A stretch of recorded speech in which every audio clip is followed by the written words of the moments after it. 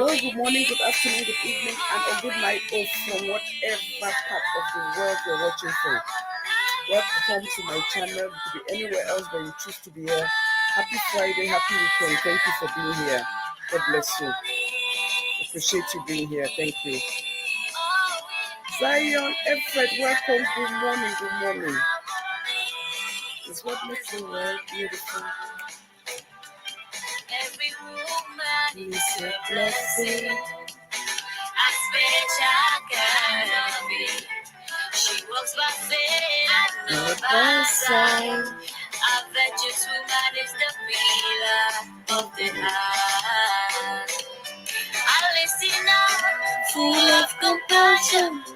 The prayer warrior and collector of the heart. Let's stop the fighting, jealousy, we are best one.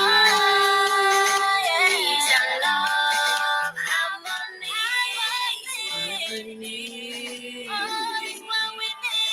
Peace and love, harmony It's what makes the world beautiful. Peace and love, harmony is what we need. In a primal like we are. Peace and love, harmony is what makes the world beautiful. If you say you are blessed, You be blessed.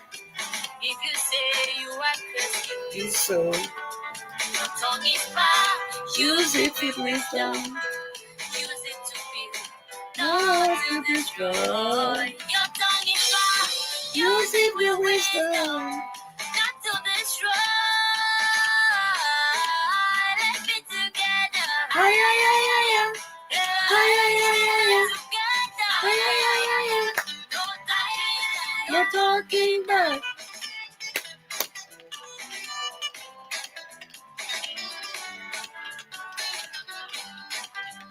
You want to see my face? Oh my God.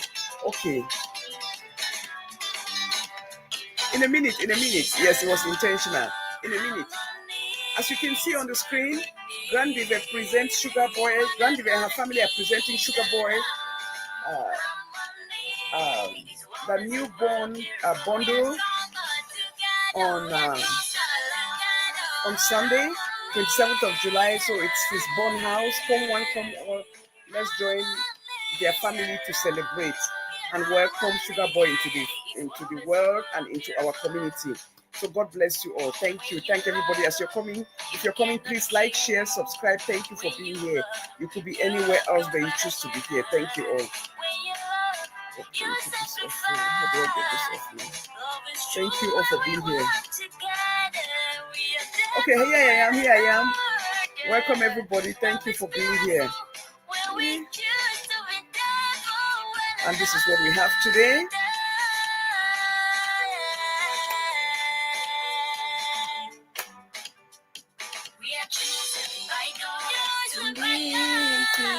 We're choosing by God. We're choosing by God. Oh, we must shine.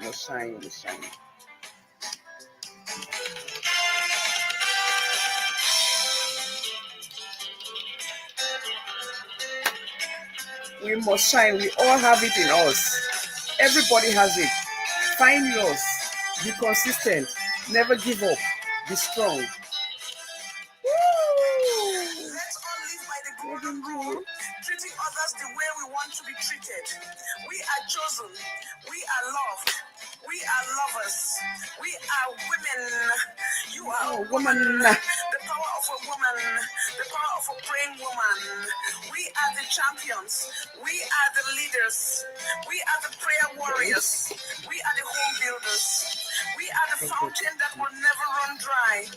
We are beautiful and wonderfully made. Yes, we can. Together we can move mountains. The time is now. The time is now. The time is now.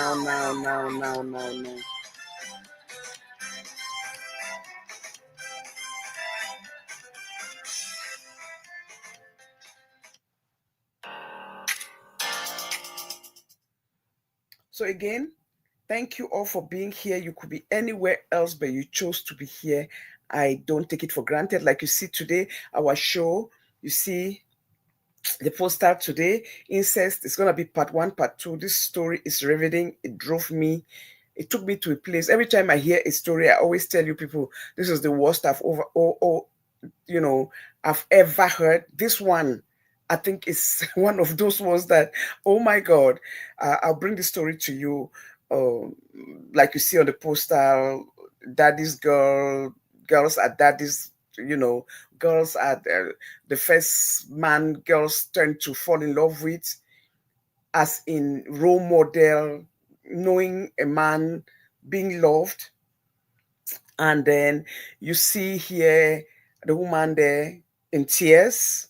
And I'll explain to you. When you see the story, you understand what this poster is all about. When you hear the story, then you understand the poster. So they want to see my face. People are texting me, want to see your face. I was just trying to introduce that format, and then let's talk. So thank everybody for being here. It is about us big JP lovers 2025. Welcome. Thank you. Thank everybody for coming. Please like, share, subscribe. So much to learn from this story today. Like I said, this story is riveting, and we're going to talk about it together. We're going to share the story, and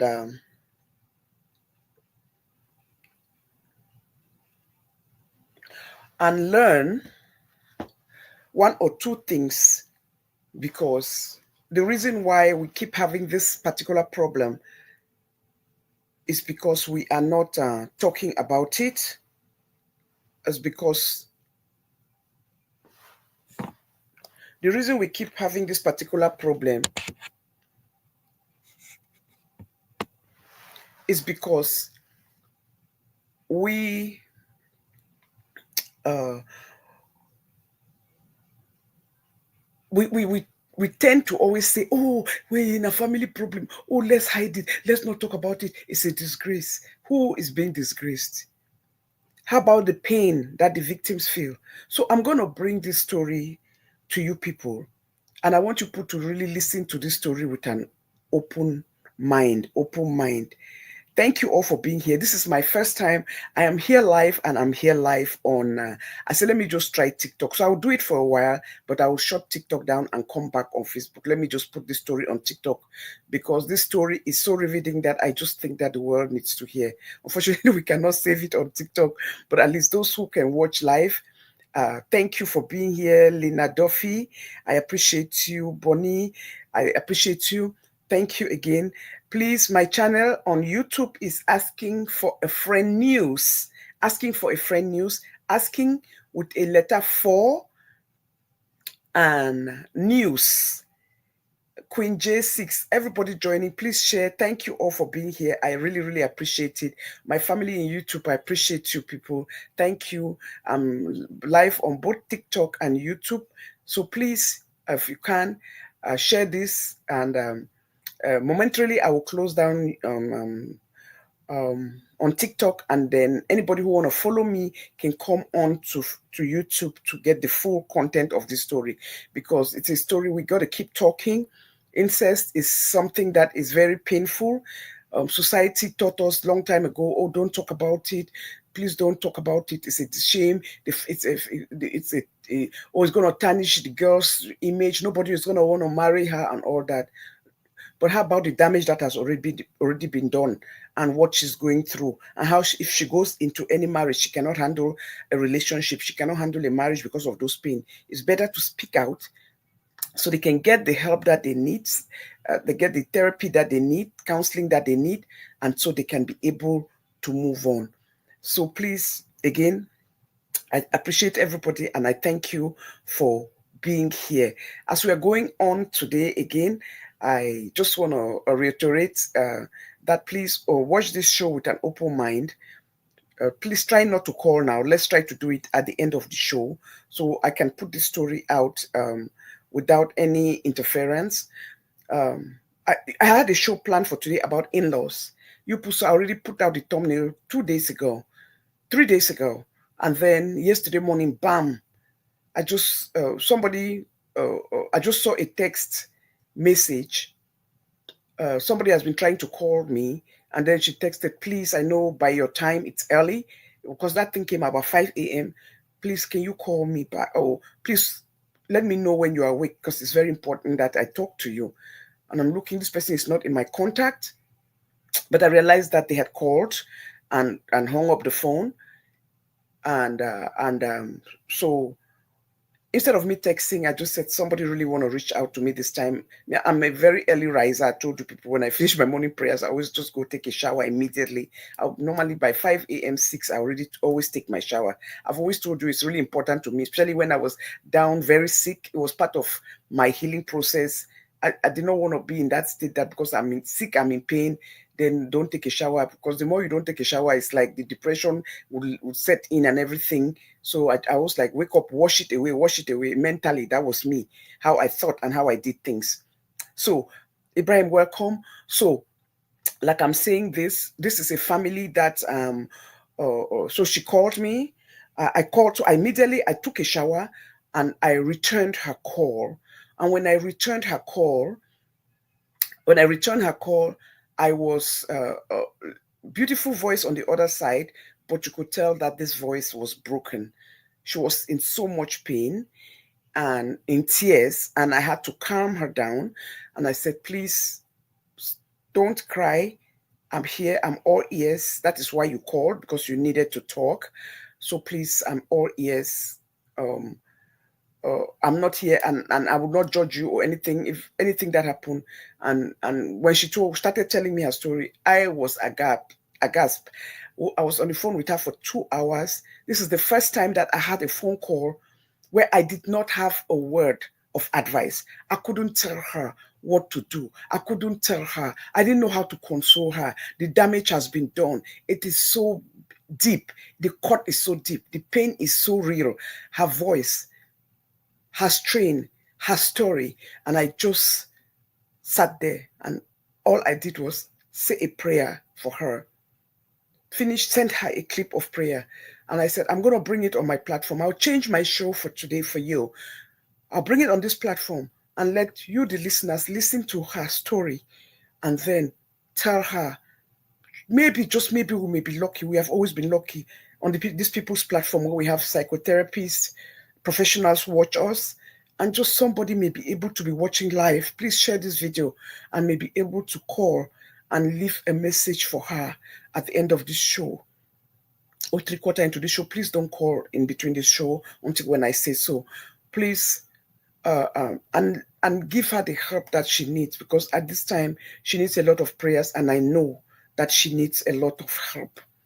Please, and she needs help. So let's continue. Let me continue on the story. And so she,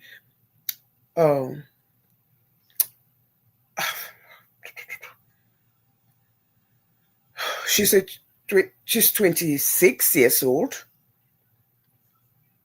and has suffered incest from the very man that she loved, the very man who's supposed to protect her, the very man that's supposed to support her, the very man that she looked up to, the very man she believed in, the very man that she follows all his instructions. And that is why, because she followed all his instructions, because she has respect for him, because she loved him, she followed this particular instruction.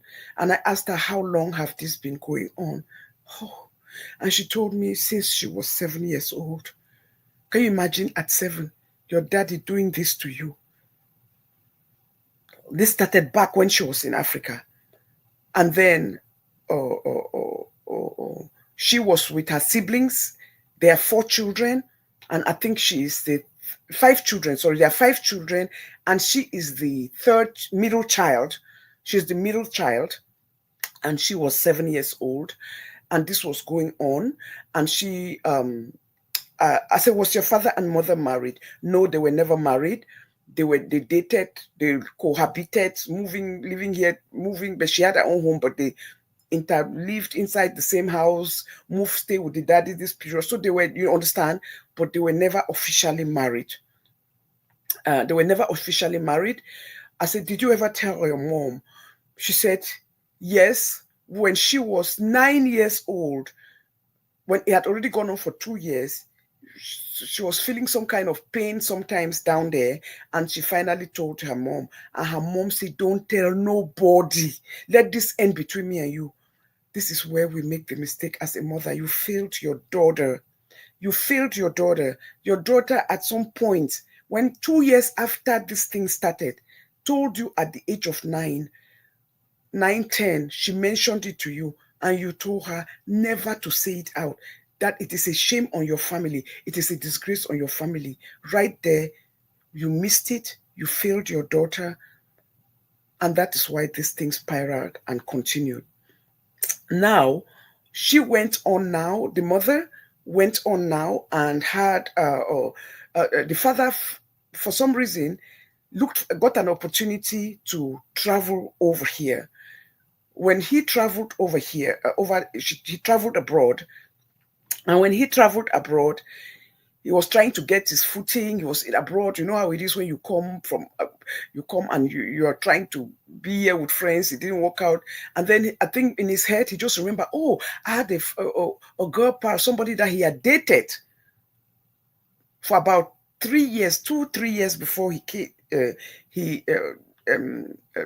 That person left, came abroad, so they had never communicated again. So now he looked for that person's name, looked for that person's number, and this lady, and contacted this lady.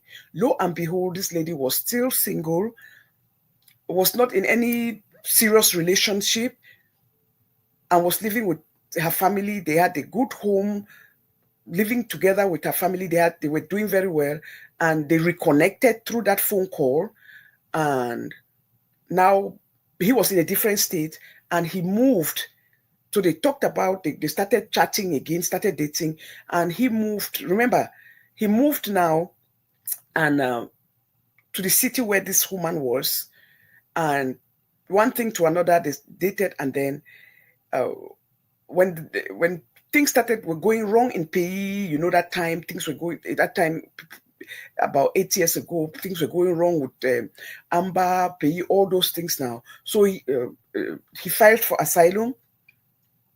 Meanwhile, at this time, they dated for about it. They'd known themselves for 3 years back home, and then things didn't work out. She moved here. So when they reconnected and he found her, they dated for about a year later, and then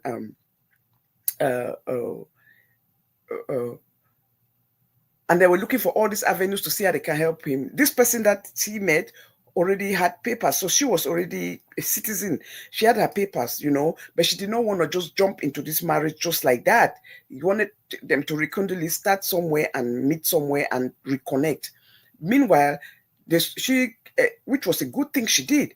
This is an avenue here, because I'm glad that she did not say, oh, let's just get married because of this. She said, there's this avenue you can use because of all the things that is going home, but right, home persecution, everything. You can use it for your asylum. So when they went to file, he did that. He went and filed for his asylum as they were dating. When he went to file for that asylum, he told this girl that he had 2 children, because he had told this girl when they reconnected that he had 2 children. He said, oh, that's great. He said, oh, please, as you're filing, don't forget, you need to put the kids' names in there, because this will help them too, so that they can come over. Huh? But when they went to file, when he was filling that form, she remembered that when they met, he had said he had 2 children. But now he's filling the form and he's putting 5 children on it. And then this woman asked him, why are you putting 5 children? I thought you told me you have 2. He said, no, the other 3 are children of his very good friend. And he had promised him that if he ever made it and have the opportunity to come here and be able to file for this thing, he will put those children as his children. He said, okay. He said, but don't forget to do these things, they run blood. He said, don't worry, it will go through, trust me, it will go. And so he lied. That right there was a big red flag. But this woman did not know that it was a lie, because when they met, he had said he had 2 children. Now he was filing for asylum. He put 5 children. And then she's asking, hey, where are these other 3 children? He lied that it was his very good friend's children. And he just wanted to really help him out with those children. And that is why he filed for those children. Right there, big red flag. You're lying to the woman that you're saying that you love and you intend to marry.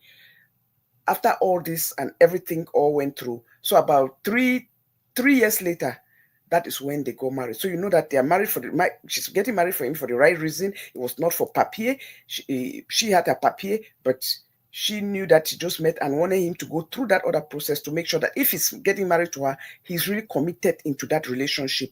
And that is how they got married. They got married and everything. Now she is a hard worker, struggle, worked so hard, come to find out he is extremely lazy. And those are the things that attribute that she saw, and she should have cut it off at that time. Extremely lazy, cannot keep a job, works here for 3 months, they fire him, works here for 5 months, they fire him, always complaining, but he loves dressing up, looking spiffy, showing up, all parties, attending everything. But when it came to keep a job, he could not keep a job. So finally, you see, the financial burden was on this woman. But you say, no, we have to work to get ticket for these children, to bring these children out here. Your friend is supposed to be paying for his own children. At the end, they realized they were the ones who ended up paying for all those children. It was when these children came that this woman found out that he lied. Those children were all his children. He actually had 5 children, and he lied to her when they met again that it was only 2 children that he had when they were 5. But this woman opened the doors of her home. She bought, by this time she bought a house because he was not working well, did not have good credit, didn't have anything. It was only her name on the house. So that house was bought in her name and everything. Brought these children in, loved these children, opened her arms to these children, treated them like her own children, registered these children in school, picking, dropping them, working around their schedule and everything for these children. Now, this story. That's why I say I have part 1 and part 2. This man went now and filed for, for what do you call it? When I filed for support from the government, did not tell his wife. This story is riveting. A lot to learn from it. There is no free meal in America. Anything you think that you're lying to get for free will catch up. The system will catch up with you.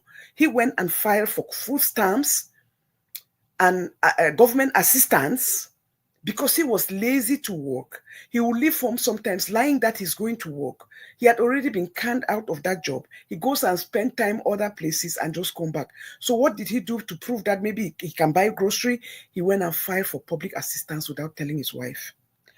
The moment you're married in this country, your debt is your wife's debt. Your husband's debt is your debt. Your wife's debt is your debt. So he went and filed for public assistance. Now he was getting food stamps for almost $400 and then getting a stipend for $600. So in all, he was getting over $1,000 in financial support from the government every month. At that time, it's not like now where things are not like that again. At that time, so he was getting this money now from the woman. Every time, so the woman was there thinking that he's working. He's there bringing food, bringing grocery, and not knowing that it was from the government. Not knowing until one day, the letter came to them when they caught up with him because he still had a job on the side that he did not. He was working that some job and did not declare it, and then they were giving him that money that he collected for over, almost 2 years. That he collected that money, those support from the government. So they caught up with them and then they sent a letter and then she saw this letter. The wife was so upset. How did we get here? How did you do this without talking to me? This is on me. Before she knew it, this country don't play. Because it was a lie, there's penalty. Because interest have accrued, it was penalty. Guess how much that money went up to? $40,000 with interest that they had to pay back. $40,000 that they had to pay back for all the time, the money that he collected from the government under fraud, because that's fraud. She was penalized. She was penalized. Now, going into that relationship with the children, He was there now. As this was going on, this woman is kind to those children, treating them like her own children and everything. Meanwhile, he was abusing them, abusing this daughter, the middle child, sexually, and telling her never to talk, lying to this girl that Paula Zumba work home, lying to these children, talking to her, manipulating her brain that his wife does not like them. His wife never supported him bringing them. So he had to just do this because of the love he had for them. So what we are doing, if you ever tell her, she will put all of us out. Because right now, I'm the only person on your side. I look at how this man manipulated his children, talked to this girl, lied to her, put that message out, telling lies to her that this girl was being manipulated, was not liked by his wife because he was putting a wedge. He saw that they were so comfortable with her. They were so close to her. They go to her for everything like a mommy in the house. They everything they need, they go to the store together. She does their shopping. And what he did, he put a wedge and lied to this girl. If you ever tell her, don't mind what she's doing, she refused me from bringing you people. She does not care about you people. She does not want you people here. And he played that mind game to his daughter based on what she told me yesterday, and was having that relationship with her. Mind you, he made sure all his t-shirts, you know, these baggy big t-shirts, daddy's shirts, that's what she always wore in the house, with no underwear under. You see, even the wife will be saying, get out from there. You cannot be, now you are becoming a teenager. This time she's 13, she's 12, 13, 14. You are becoming a teenager. You cannot be dressing like that. Plus, he has brothers. The brothers were older than her. They are men. They are boys now. You can't be dressing like that. The father will be like, don't talk to her like that. There's nothing wrong with the way she dresses. He said, no, it's not right. She cannot. And every time when the mother had that problem with her dressing like that, with those short t-shirts, the father will be laying on the couch. She'll go and lay inside his arm or sit down right by him or lay on his arm in that couch. Doesn't look right. Get out from there. He will turn it around. Say, see, I told you people that she does not like you. See how she's telling you not to be around me. It's because she does not love you people. She's jealous of us. And playing that mind game, because she had told the daughter, if you ever tell her, she's going to throw us all out of this house. Don't tell her. She does not like you people. She's jealous of our relationship. This is what I was telling you about. This is what this woman says. That time, this kid told me that there are times that their mother will come back from work, because the house is a story building. They will be in the room having hot, sex in the bedroom, and this man, the mother will, I can really relate to that. You come back from work, you've had a long day of work, you don't go directly upstairs. She will just calm down, make sure that she does everything downstairs, because she don't want to come back down. She'll she'll just relax sometimes, just sit down, check the mails and everything downstairs. You see, that is then. He said there was a day that she almost caught them. She came upstairs. She came directly upstairs that day. Did not wait downstairs to check her mails, and the door was locked. And she's like, "Why are you in the room locking the door?" To her husband, "Why are you locking the door?" Knocking the door. Boom! Says she almost caught them, and then because their room, that bedroom, had a walk-in closet that led to a door that led outside to the balcony, to the patio in the master bedroom. He was able to push her through there, and she went out through there. And then she could hear her when he opened the door say, why are you doing stuck naked? The door locked inside the room, and then I've been knocking the door for so long. I just came out of the shower, all kind of talk. He says, taking shower. Since when did you start? But she never paid attention to those little details, that she herself had doubt about those behaviors. And then the bottom line is, this man, this father,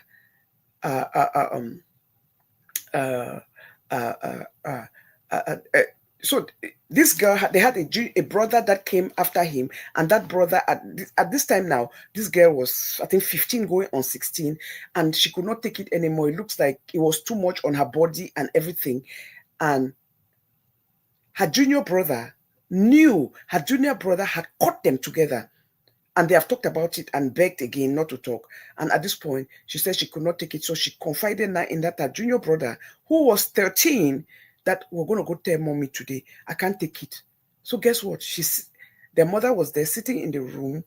She had just come back from work, very tired, and she went up and was laying down, and their father was at work, and they just confronted her in the room, came in the room and said, there's something we want to tell you about. And then she told mommy, this is what daddy has been doing with me, penetrating me and all that. Oh my God, this woman jumped out of the bed. Say, what? What did you people just say? That what? And then the junior brother, the little boy who's 13, say, mommy, it's true. It's true. That's what he has been doing. He said, oh my God. I said, at this time, she jumped out of the bed. And as she was going downstairs, he was coming now into the house. He just went to him straight right there. So what have you been doing to this child? What have you been doing? What? Oh no, it is a lie. They are hallucinating. It cannot be true. It cannot be true. Then she took this girl in the car in a ride and sat with her. He said, tell me, how long has this been going on? He said, since when they were in pays. Hey. He said, when you people were in pays? She said, yes. He said, did you tell your mom? He said, it took a while, but she told her mom before they came to America. He said, now she got really angry. She called her mother, what beginning great from Great Support Welcome. She called the mother now on the phone, their mother. He said, your daughter, they have revealed something terrible to me, that their father have been, violating her from when she was 7, and that she had told you when she was 9 years old. She said, how can you, as a mother, know this? And then you send them abroad to him, knowing that he was violating them, knowing that you were not going to be around, that you know that she had told you that this happened, and you told her to be quiet. And then you send them to him. And then you send them to him. You did not protect your children because of coming to America. Was the price to come to America so much greater than the safety and the well-being of your daughter? How could you do this? She said she hung up that phone in so much anger because that woman was talking. It did not make sense. She was so upset and drove back into the house. At this point, she was in a mode of confusion, and then she was in a confused mode. And this girl told me the mother now called them. He said, what I'm going, this is their stepmother in America. So what you people have told me has finished me. I don't know what to say. I don't know what to do. Your father will go to jail.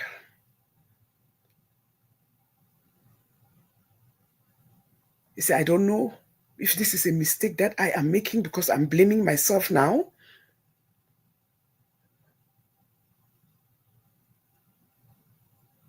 How do I report him? How do I call the authorities on him?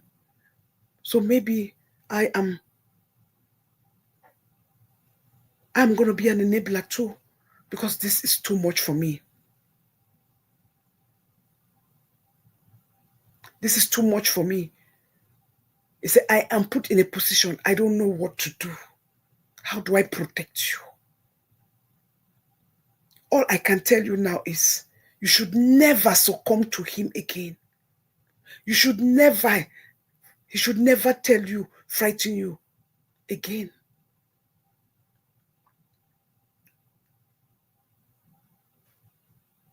And that is where that ended at that time. Fast forward, my people.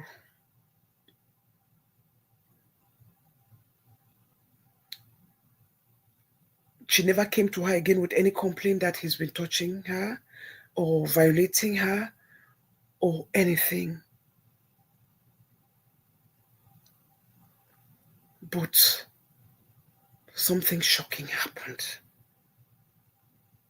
Anything we do in this world, we'll pay for it. If the system don't take care of you, Almighty God will take care of you, because those children deserved to be protected. Those children deserve to have a life. You've already had your life. You cannot have your life and destroy your children's life. So they say one evening they were just sitting. This was like 2 years after this thing happened. About a year or two after it happened. And he sat there. They were sitting in the living room. The TV was on. And he's still saying, oh, I have so much pain. My chest is hurting. The wife said, I'm good. Let's go to the hospital. He said, no. He said, let me call 911. He said, no, I don't want to go to the hospital. Let me call 911. No, I don't want to call 911. I don't want you to call 911. Just give me some water. They gave him that water. He drank. He said, how are you feeling? He said, I'm feeling a little better right now. It has calmed down. And then she walked herself upstairs. She left now. She said, I have an early shift tomorrow. Let me go lay down. She went upstairs and lay down, left them down there with the kids. The kids too, when it was time to go to bed, they went to their room and slept. In the morning, she woke up, looked at the side of the bed, like early hours of the morning. He was not there.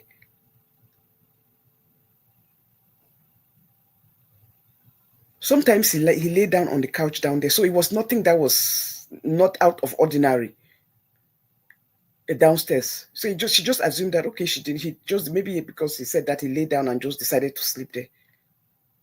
When she woke up, took her shower, she was about to have an early shift. She saw that the children too were running out to catch their bus, everybody running out.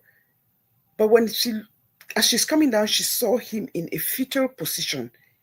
And that is what the children saw. They saw him in that fetal position.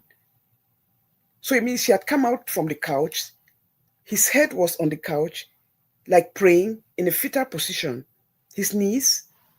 And they are just running, going, thinking that maybe he's meditating. Everybody's running to go to the bus. She went in there, got her coffee from the microwave. Has come in looking at him, say, hey, this is not normal. He said, He went and touched it. He's talking, he's not answering. Say, you decided to sleep down here. He didn't answer. She went closer. He said she just touched him with the hand. They said he was as stiff as stone. Stiff, was already gone. Dead and strong like stone. That's when she called, paramedics called, started screaming and everything. That is how this man, who was not even 50 years old, that is how he quarreled in the most terrible way, lost his life like that. He had refused to go to the hospital the night before, but he has done so much damage to his children. It was now that after he passed away,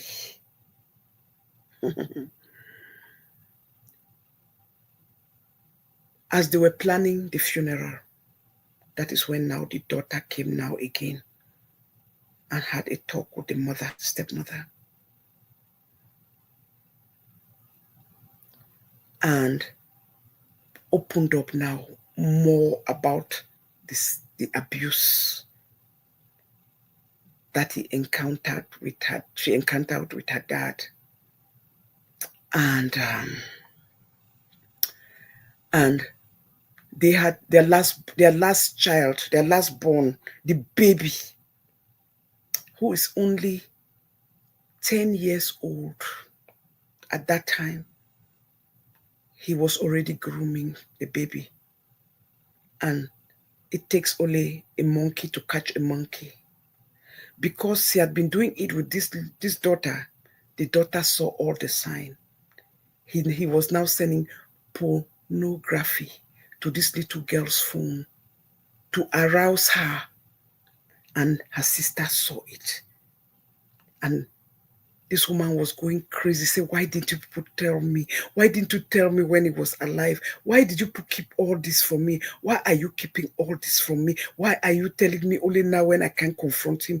She was so upset. The mother was so upset. The mother was so angry. So angry. The children talked about it within themselves. Now they already know their father was a pervert and he was already grooming this, but they did not tell the woman of the house. It's only when this corpse was at the mortuary that they were telling the mother that he already started grooming the 10-year-old, sending pornography to her phone, preparing her, arousing her. He said because that is how he was doing to her. My people. Nobody should see these things and hide it. He did it. He overdid it. So he had 3 boys, 2 girls, and his intention was to destroy the lives of 2 of his daughters. For his personal gain, for his personal pleasure.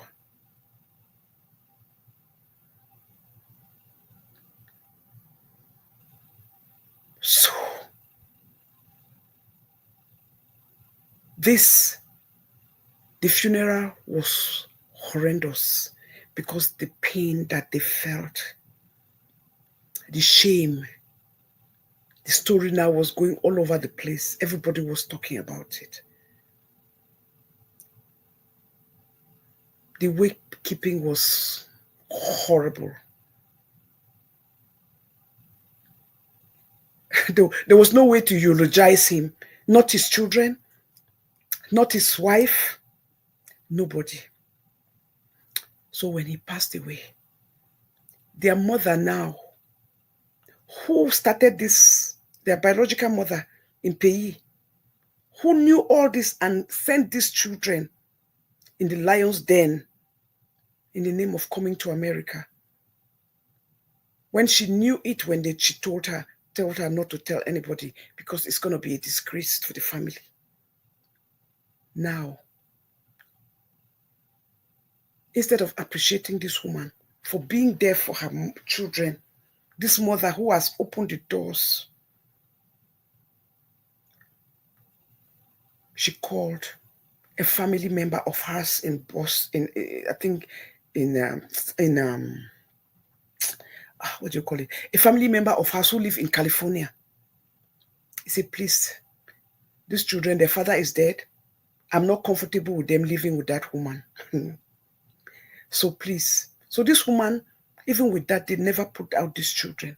Their mother orchestrated it and took these children out of that house and sent them to a cousin who lives in California.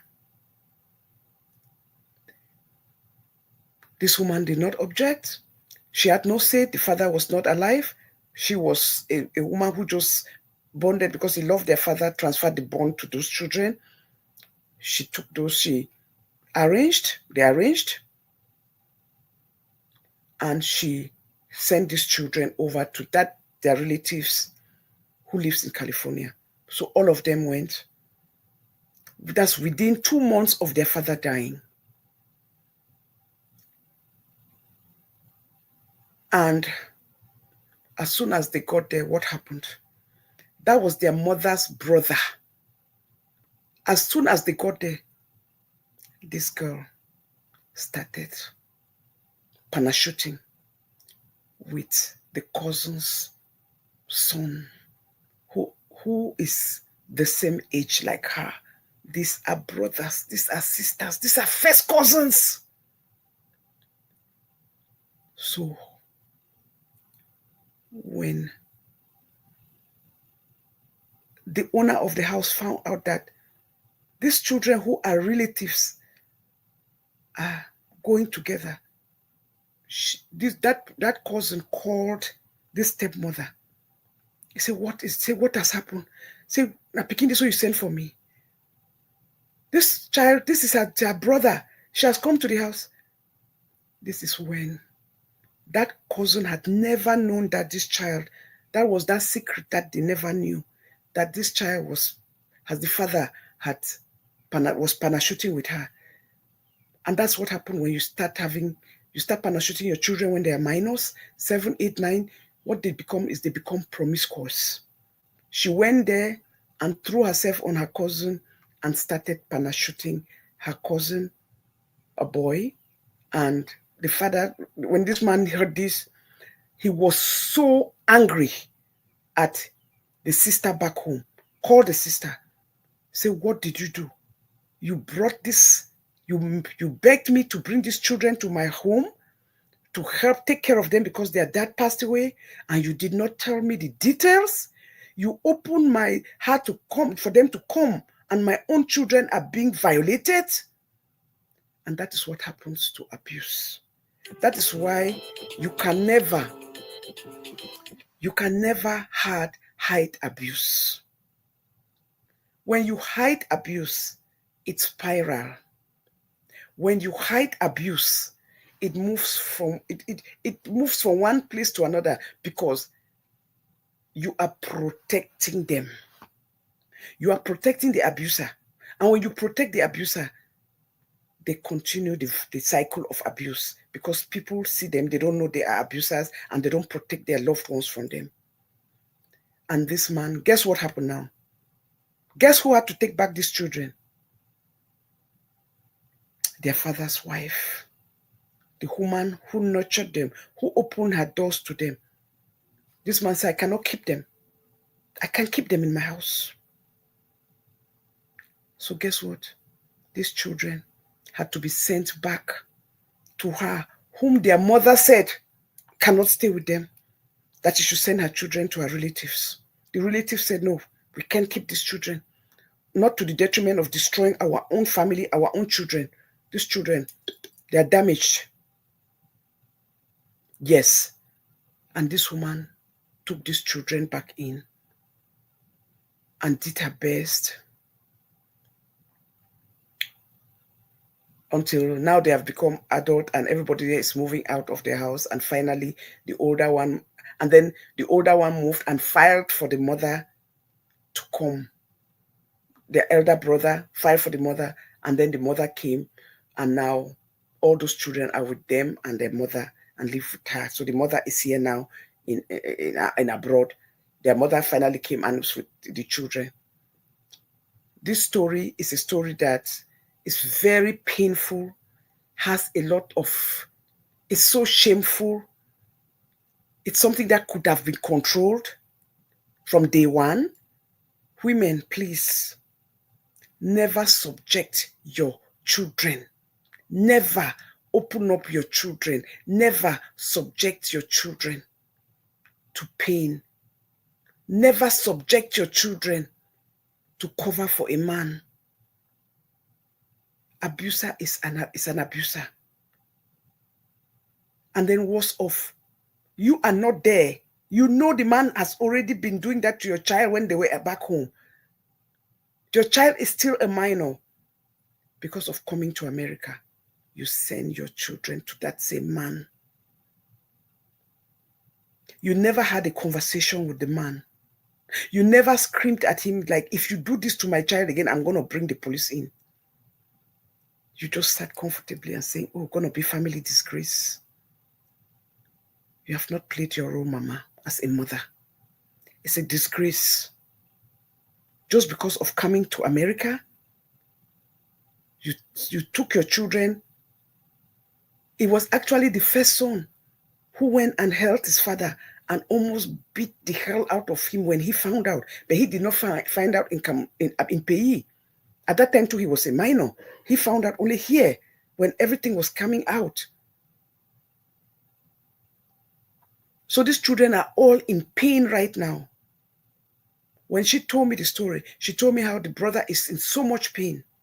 She told me how the brother treats the mother like a piece of meat. Their mother. Because those are all the things that you build up in children. When you don't take control of situations, when you don't play your role to protect them, only your own children will turn against you. these things happen is real. When your child brings it to your attention, as much as it's going to rip in and cut you into pieces, you must take action. You cannot let it go. Stop worrying about society and what they will say, or how they will blame the victim, or blame you. The pain that that person carries through their life, the shame that they carry through their life, mentally, they are finished. They can never be whole. Even with therapy, they'll be in therapy the rest of their life. And you're worried about exposing something and it will be a shame on the family. How about your daughter's life, your children's life? This is why when this thing come up, please don't protect no man. A father is not supposed to look at his daughter sexually. Like a mother is not supposed to look at her son sexually. That love, that first love, we always say your first love is your father as a girl, is because you learn to just knowing that a man, that an opposite sex, a man can just like you, love you, respect you, protect you. Is that protection that your dad gives you? Your dad is supposed to love and protect you, not to violate you and damage you. It is a place that nobody can go. It is a horrible thing. If you have this kind of people in your family, please don't protect them. It's not that you hate them, but you have to protect the minors, the children. Children are supposed to be protected. Not put in this precarious position. You are not supposed to look at your child and look at them and think of a woman. You're not supposed to look at your own child and be aroused. It means you are mentally not okay. You are supposed to be away, locked up somewhere. Children must be protected from you because you don't know boundaries. Please, these things happen. Don't love a man to the extent that you know that your husband or your partner or your boyfriend is violating your own child sexually, and you sit there and you keep quiet because maybe, he brings a lot of money, or because he's so handsome, he's so fine, or because the status, the name. No. Children, be it yours or anybody's, must be protected. You cannot have this kind of information and you let it, and you keep it, and you let it go, and you hide it, and you protect them. What about the victim? Who's advocating for the child? Who's advocating for your child? Who's advocating for our children? How are these societal ills going to be confronted if we don't talk about them? It is by talking, it is by creating awareness that we stop even those on their track that think that they want to do this, knowing they will know that society will not accept them and will not look at them favorably. That will make them think twice and behave themselves. There are a lot of things that are learned behavior. There are a lot of things that are embedded in people. I only love your welcome. But please, as I say again, don't love a man and forget to protect your offspring because you are in love with a man, or because of the money that a man is giving you, or because of the status that a man is giving you, that you know that the man in the house is violating your own child or any minor child in your house sexually, and you protect them and you tell, shh, don't tell people. And you go to bed and sleep, and you look at your child as she's your competitor and it's okay with you. That is not normal. We got to start speaking up. Please, we got to start speaking up. I pray anybody who comes across this video, if you are watching this on replay, please, on the comment section, reach out, please. Leave an advice, leave a message for this kid. Leave a message for these children because they were damaged. It's not only her who was damaged, all her siblings were damaged. Do you know what it means not to see your father, a man, you're a boy, you're a son, you look at your father and you see the things that he did to your sister, and you'll be wondering if you are going to grow up to be like your dad, if you're going to be thinking like your dad, and then the worst of you cannot protect your sister from him. It is the worst kind of pain. So all the children were damaged because of the action of a man who did stuff, who violated his children, and the mother of the children knew and did not, instead told a 10-year-old who went to her mom and said, Daddy has been doing this to me, to muster that courage to come to you. And you told that child, don't tell nobody.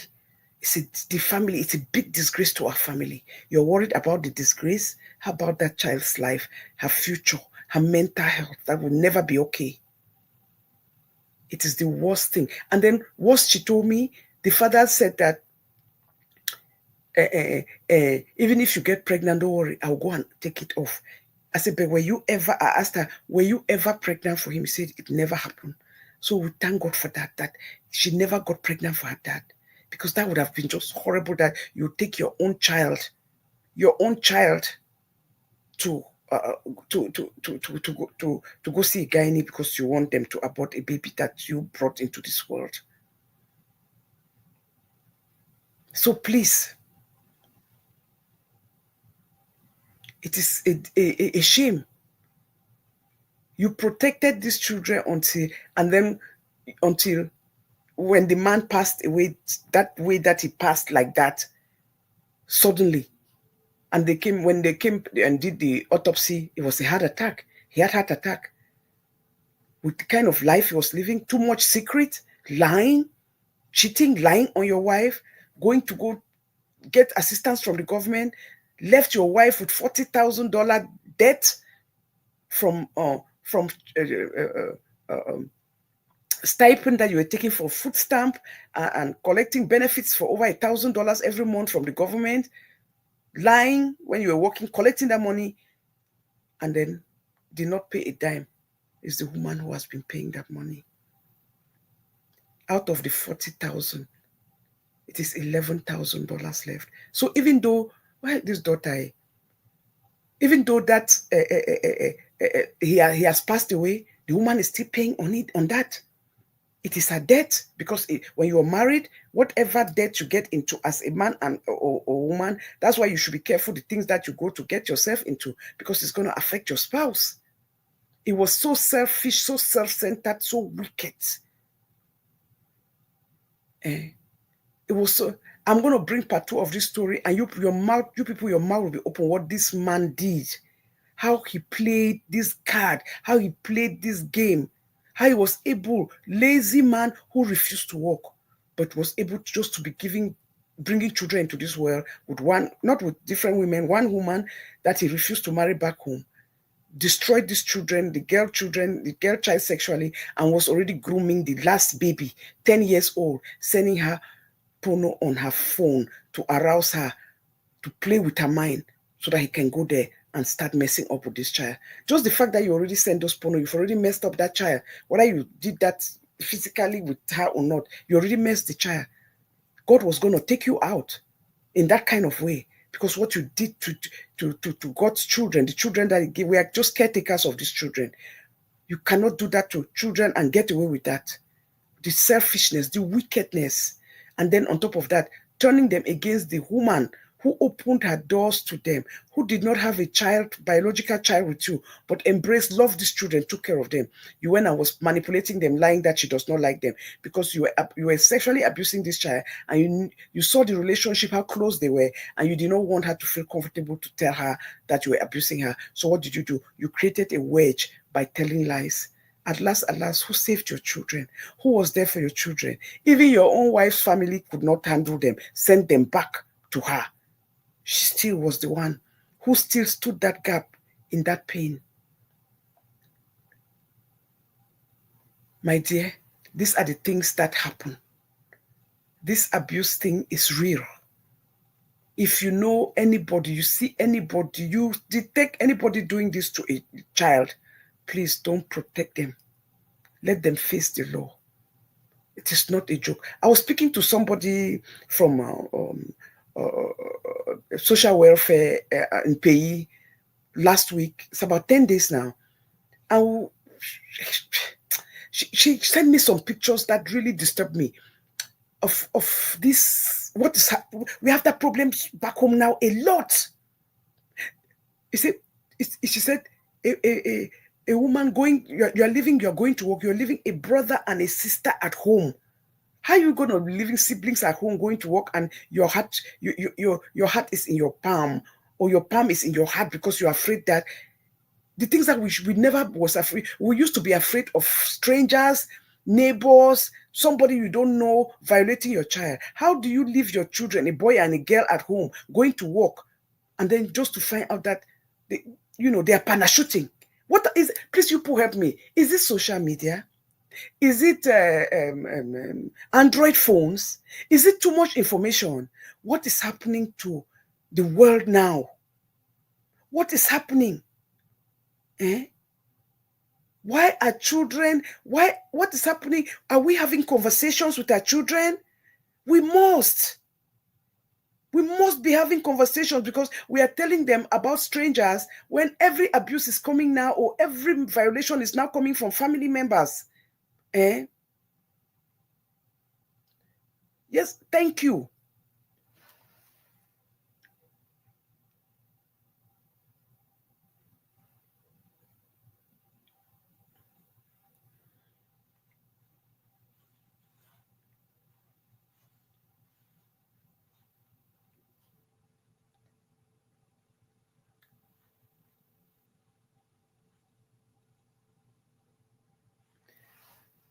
So, sorry guys.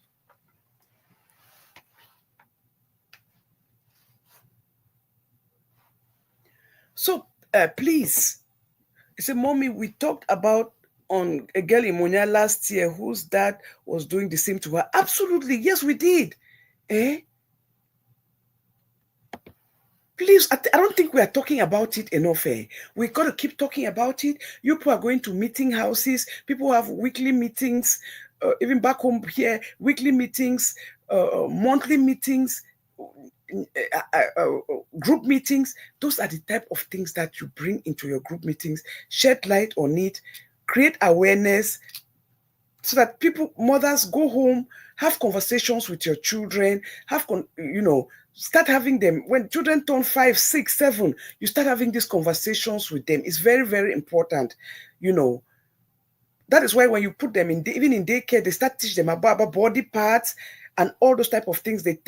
When they teach them body parts at 4, 5, they're teaching them body places that they should not let no other person to touch them there. Those are the conversations we as parents too should be reiterating at home. It's very, very important. Not even your father, not your mother. Nobody should do that. That belongs to you. It's private. That's why they call it private part. Nobody should infiltrate it. So please, let's keep having this conversation with us, with our children, with our loved ones. This is real. It is a disgrace. It is a shame. Fathers, please, please stop it. Stop it. Your child is not your mate. Is not a woman. It's your child. No matter how old they are your child. You brought them into this world. You cannot look at them lovingly, sexually, condescendingly. Please. We all can do better than this. But we have to be talking. We have to be putting out this information and creating awareness about it. Because that is what these things are really, really important. Please. They are extremely important. Please. Don't take anybody or anything for granted. Life is too short. So I'm going to bring, this is the part 1 of this story. I'm going to bring the part 2. When I put it in part 2, you people know why I divided it in 2 parts. It's really, really important. Let's digest this part. Anybody watching this live, share it, please. Anybody who comes across this video, please leave a comment on the comment section, after show section. Leave an advice, or better yet, if you watch this, please join us back for part 2 on Monday, same time, and then leave another comment and call in to see how you can advise this, put an advice for this our daughter.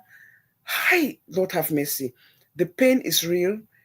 I don't think her life can ever be the same.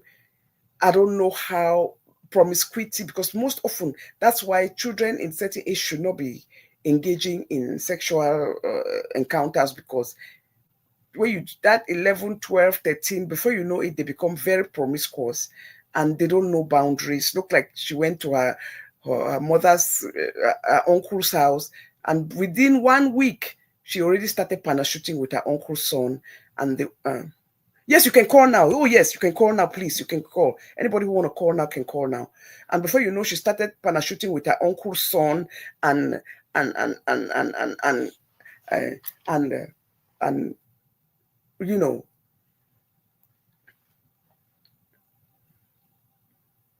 yes. So she's over sexually.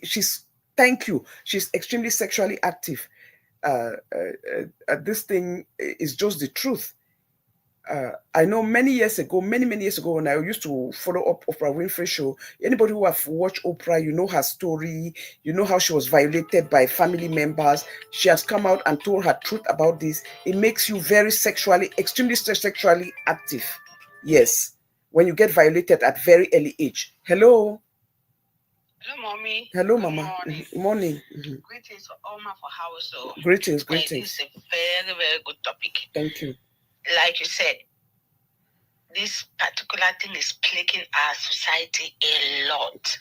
It's either called or people just want to taste what they bring into the world, because I don't understand. And this thing is, it's not like it's something new. No, it's an old thing. Sick, yes. Like I said the other time, there's this popular family in Boya. Most people know of, especially those who grew up in Boya. That particular man who tested all of the daughters to the extent where he even has a child with one of his daughter. Right now, I don't know if that child used to call him because it's of late. I don't know if the child called him daddy or grandpa. So this is something, as parents, we really need to be cautious. We need to be extremely vigilant.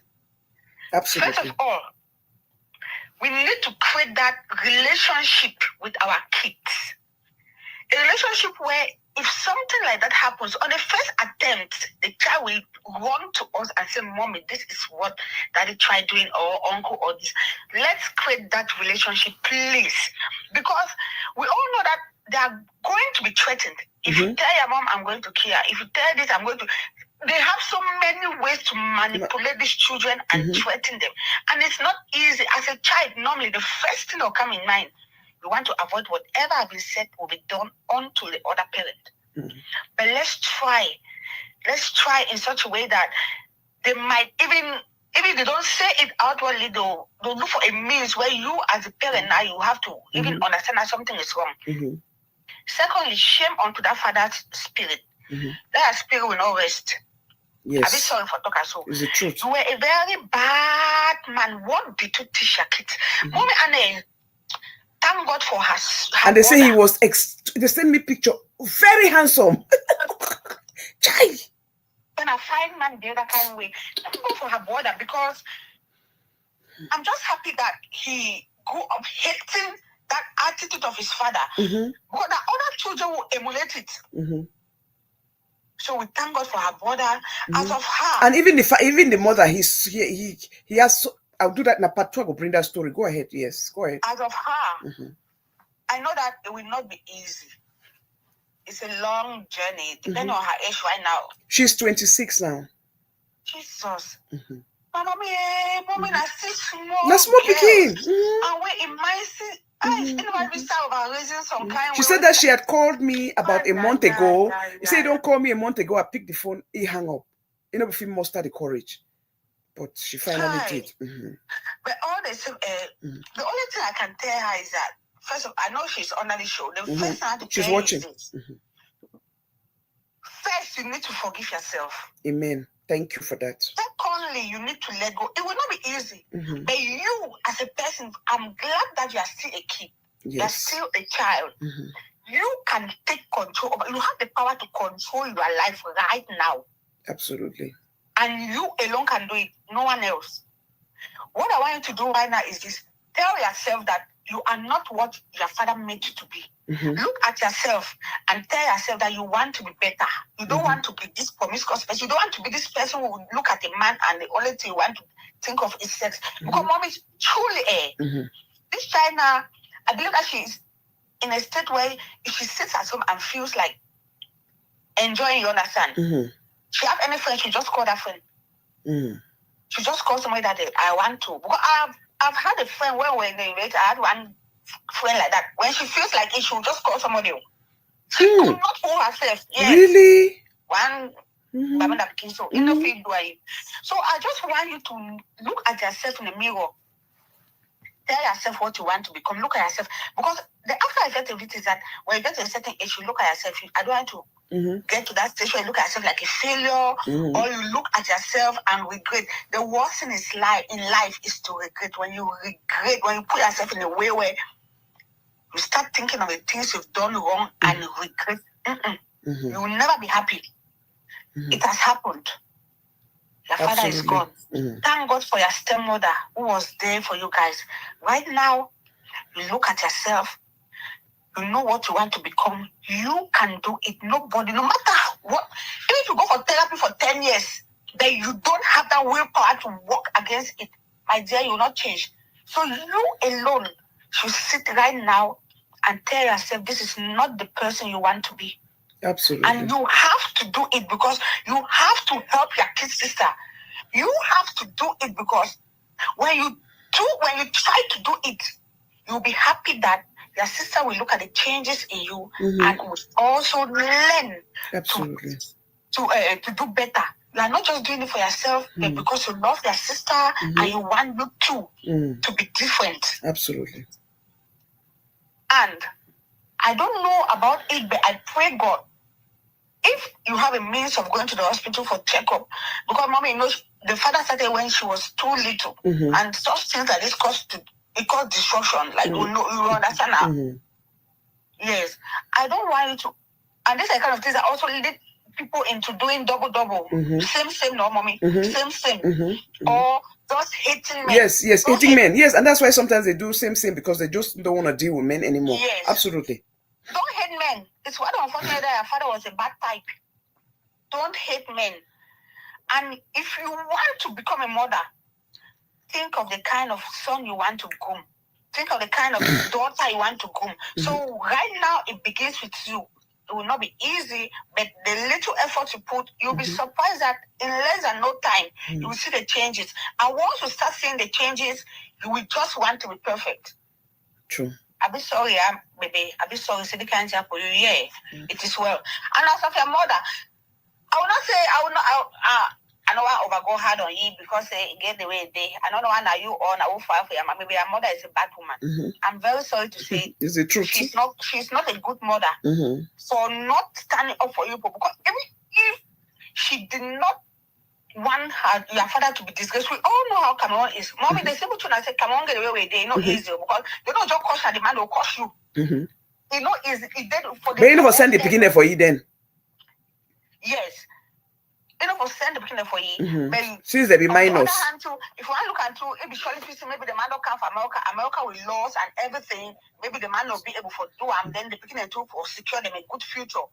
But the thing I say, for that time, if you find a way for get the conversation with the man or for the talk even with the picking them, and if you create a relationship with the stepmother way no say, if you be say you don't create that picking the test and I tell you the man to do you have to talk with the stepmother and just that fact say even remove the kids from the stepmother, it don't do good because thank you. Like how the kind of make away mommy used to talk say if you born men man picking and all boy or even a one because what she did to that woman was very bad. Very bad. To that woman.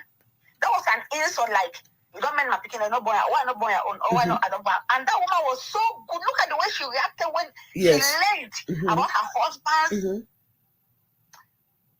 Thank God for your stepmother. Pray for her. Always show her that love for taking you as a kid. And your mother needs to look for a means to apologize to them because she did her bad. That's the simple truth. That woman has been there for you guys. In fact, I might just take to a topic. Not even for takes other my picking a small picking a race for the America. Trouble. Minor children. You feed them, clothe them, house them. pay their tuition. Ah, Massa. You lost yourself. That woman, that stepmother is an ideal woman. Yes. So just keep loving her, always appreciate her. She's a mom. Keep a relationship with her, yes. Yourself. Work on yourself there. I know it's not easy. Don't even let people know about it. Start now by cutting off every relationship you have. Try to see if you can be for a week without doing it. Mm-hmm. And if you have one, if you choose to have one relationship, look among the people you know. Delete numbers of those friends with benefits, because they are good. They are using Absolutely. you. Delete their contacts. If you have a boyfriend that this is the person you love, you can leave that one. Stick to him or stick with him. Try to see if you can be for a week without doing it. I know it will not be easy, but if you can be for a week without Tuma good enough, then maybe the other week you try. Just get a cordial, good relationship. I will not tell you to keep off that thing now. It will not. You cannot do it. But try to limit it and work on yourself. Like I said, look at yourself in the mirror and say, this is who I am. This is what I want to become. I am not going to be who my father turns me to be. I am going to be me. You look at you. You'll be who you want to be. Absolutely. And with less than no time, with the determination and hard work, you will change from what your father made you to be. Amen. It is well. Thank you, Okay, Mama. Mommy. God bless. Yes. That's why I really wanted to make this show 2 parts, but very short shows. 2 parts, because I want people to watch it and watch it all and get the grip of this story. So it's in 2 parts. The next part is going to be on Monday. God bless you. Thank you so much for your advice, contribution. She's watching this show. God bless you. I pray that she'll send it to her siblings, invite her brother and her siblings to watch it, the older ones now, to watch it, because I know they still get 2 minors where they don't fit, they are still trying to go out of this. So again, I just want to appreciate everybody who's going to come across this video to watch it. And thank you all. I'm not going to make this video long, like I said, but I hope that we all will learn something from it.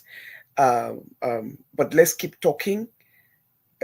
Let's not say, because when are we ever, how come back at home now people are putting earrings, people are copying all kinds of things, but they cannot copy the fact that no, incest is wrong, and if anybody does it, we must put them out. Why are we hiding that? But we are copying things that we are not supposed to copy. There are things that you people are just taking from the internet, things that are horrific, horrendous. You people copy it. People are making it a lifestyle.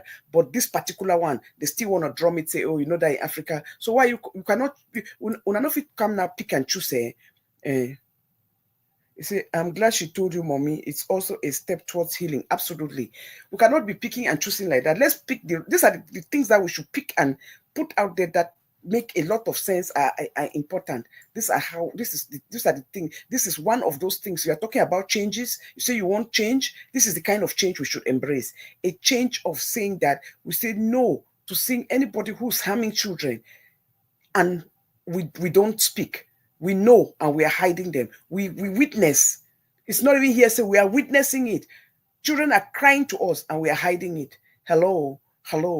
You people are not seeing what's happening now, even for here for America. See what's happening? All kind of things have happened in the last 6 months since we start this new era of government. All kind of accusation. Children with cancer have been deported. 2-year-old, 4-year-old American citizens, along with their parents, because their parents are not citizens, because they are deporting their parents, that they have to take those children who are undergoing treatment. All kinds of things, nobody spoke. They did not stand up. Everything that have been done, all kind of insult, all kind of abuse, they say they stand with him. But when it came to this one for child abuse, see what happened? Child abuse no be some mate. It's not something that people take lightly. This is where the mold they broke the mold. When it came to child abuse, they changed their tune, because everybody can relate. Because in your head, psychologically, wait, what if it was my child? What if it was my sister? What if it was me? That is something that everybody, it's a no. It's a line that nobody can cross. See, when it came to abuse of children, see what has happened? It's exploding. It's not stopping. The wheels keep turning, more information coming out. Because that is something that everybody realizes. Children don't have voices. We are their voice. If we don't, children are our future. If we don't represent our children, If we don't speak up for them, who's going to do it? Then we might as well just disappear. They're our legacy, they're our future. We might as well just disappear. Then we are done. We are done. We must keep talking. Abuse is real. Sexual abuse is real. Abuse of children generally is real. Those are things that you don't see and stay quiet. They are the least among us. They are the most vulnerable among us. If we don't speak up for children, we don't speak up for seniors. We don't speak up for those undergoing persecution. Who are we going to... Then why are we here? Why are we here? For ourselves? How do we grow? How do we change? We cannot continue to live like this. We must treat others the way we wish to be treated, the way we want to be treated. And the only way is to speak out. When a child approaches you with something like this, you take action. Please. Please. It's not about revenge. This is not revenge. This is about protection of children. We are worried about, oh, Mama Mia, they'll talk about families, say this has happened in our family. You're worried about a family, but you're not worried about a child, a future, the future of a child, the future of your child, the well-being of your child, the mental health of your child, the mental health of children. Then who are we? So please, this is where please, so if you come across this faithful girl, you're welcome. Please, as I said, it's a short show. I made this short for a reason, because I want everybody to watch it from beginning to end. And please leave your opinion. Part 2 is on Monday. Call in on part 2 and tell me what you think of part 1. We're going to do part 2 on Monday. You see how this thing is so crushing. You see how manipulative this man was. You see the things that he did that did not even make sense.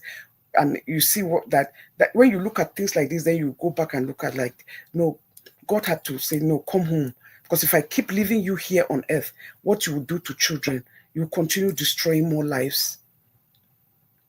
You know, you were given a chance at life and you destroyed yours. You're not going to take it and destroy other people's children. Please. Let's be those people that we see things like this, or we know, and we put children first, and we put the right reasons first, and stop just thinking that we just want to protect. So on Monday, what was it? On Monday, please, we'll be having the part 2 of incest. So come one, come all, join us.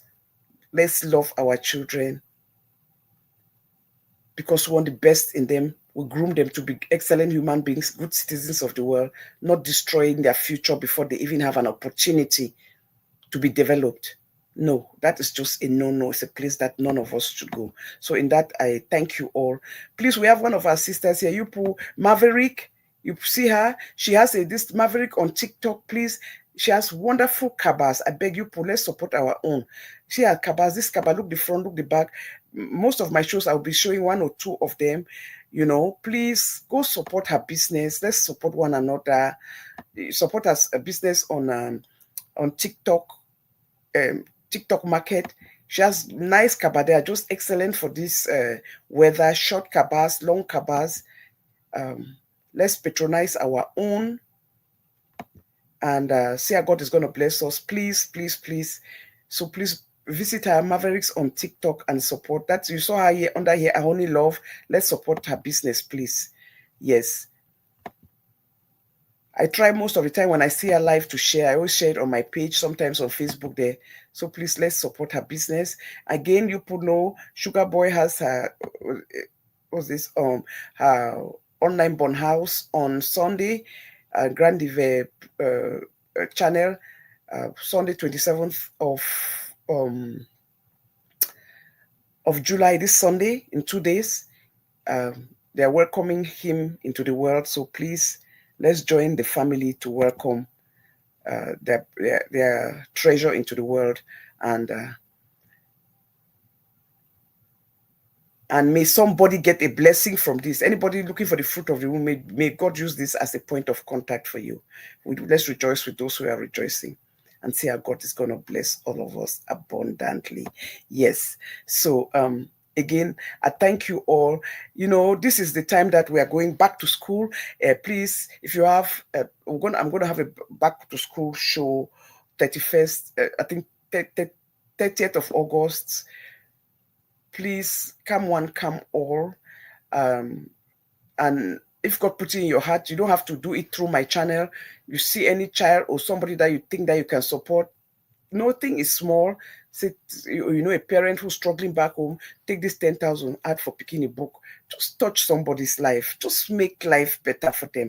Just, you know, just support them in your own little way and in any way that you can. There's not, education is the key. Anybody who deceives you is telling a lie.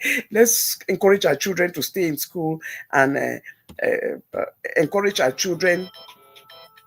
I'm live for, please, I am live. Can I call you back? I'm live. Can I call you back? Hello? Wait, somebody's trying. I'm live, please. Let me call you back. I'm live. I'm live. Let me call you back. So, please, again, let's be a beacon of hope for children. But I've always said it, anybody who knows me, I don't take it lightly when I see anybody who goes to school when you have children, or after 40, or when you are in your 30s, you're a mother with 2 children, 3 children, 4 children. It is not easy. So encourage somebody. Anybody you see going to school, I beg, support their plight, support them in one way or another. If it's somebody around you, they have children, sometimes you can even just say, you know what, bring that picking them when you go your one class today. Maybe that's my only way that I can contribute for you is for me to have those children so you can go take that 2-hour courses. May God bless you. Let's encourage. It's not easy to go back to school. So me, I don't take it lightly. Anybody who goes to school after 40, I know they play. At 50, I know they play with you. My respect for you is so high because there's so many distractions. You have bills, you have family issues, your husband, your family, your children, and to take time to go back to school. That is why for those younger people, please, when you don't have family, you don't have children, stay in school. Be focused. I am telling you. Mine is able welcome. Be focused. Stay in school. Be focused.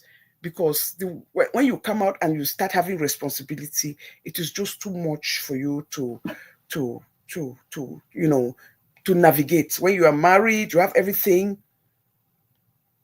Please be focused. Anybody joining me now, please. That's why I'm making this show short. I don't want to make it long, so you get the message. And that's why I made it in 2 parts. So that you watch it from beginning to end and learn the story. Come back on part 2, call on part 2, and she's watching this show and she's gonna watch part 2. And let's be a beacon of hope and let God just use us. I don't know if there are professionals watching. Use this call in, give your professional advice to her. She's gonna need it. It's a torture. It's a pain. Me listening to her for 2 hours, you know, was something that I cannot even explain to you. When I always say that, you know, I always say that, oh, I've heard it. This is the worst. This is so. It is in that plight. I was just looking, social media, the hot. Then I saw somebody they posting. They say, oh, Constance don't graduate. They say, how can I turn what I have heard today? Chai, I need therapy. Where it is well, Mama. I say, they say Constance don't graduate too. Is that not good news? Thank God. I say anybody who can find their own footing and fulfill their dream, that is what it's never too late. Congratulations to you, Constance. May God continue. May the sky not be your limit. May your newfound profession be a stepping ladder for you. May you bring you joy. May it elevate you. May it, you know, may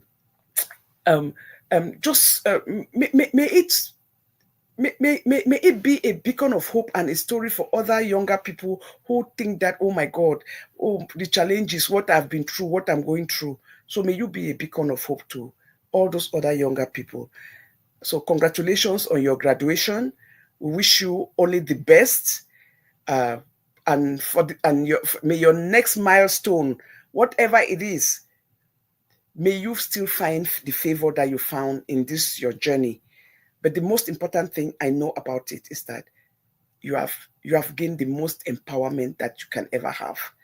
There's no better empowerment than having your own money, making your own money, having your own income. It don't matter whether now how small your own income be. Let me tell you, it takes parts any way any man figure you would cost.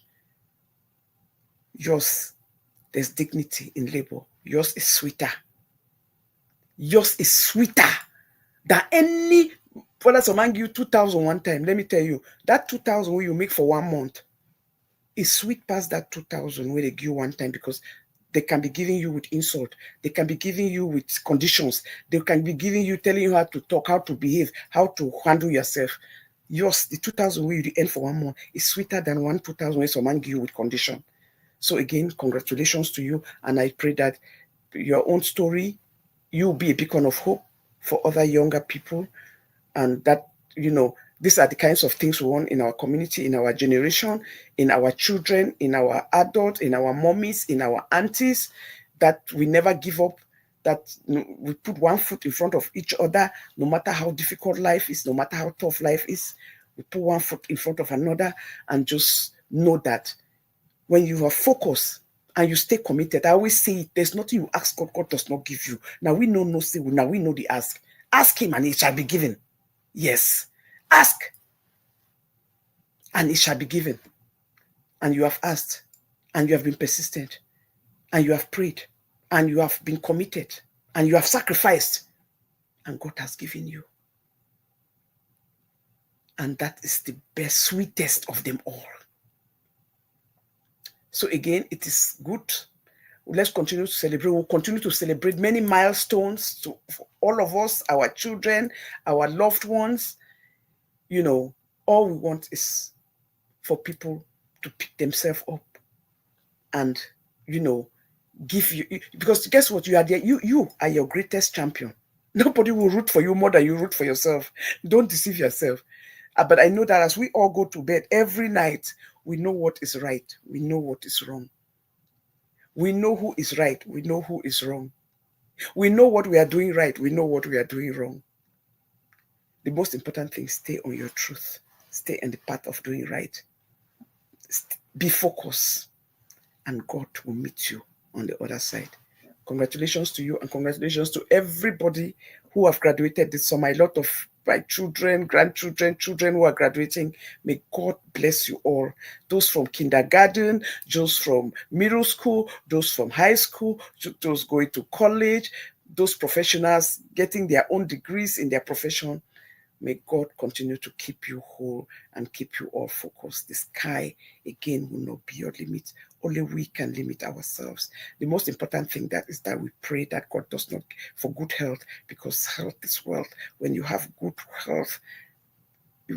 health, and nothing can stop you. But when your health is not good, I don't care how much money you have in the bank, nothing is sweet, nothing brings joy, nothing brings happiness, because you are not in that place that you can enjoy, celebrate, and be able to rejoice. There's nothing in that when you are in pain.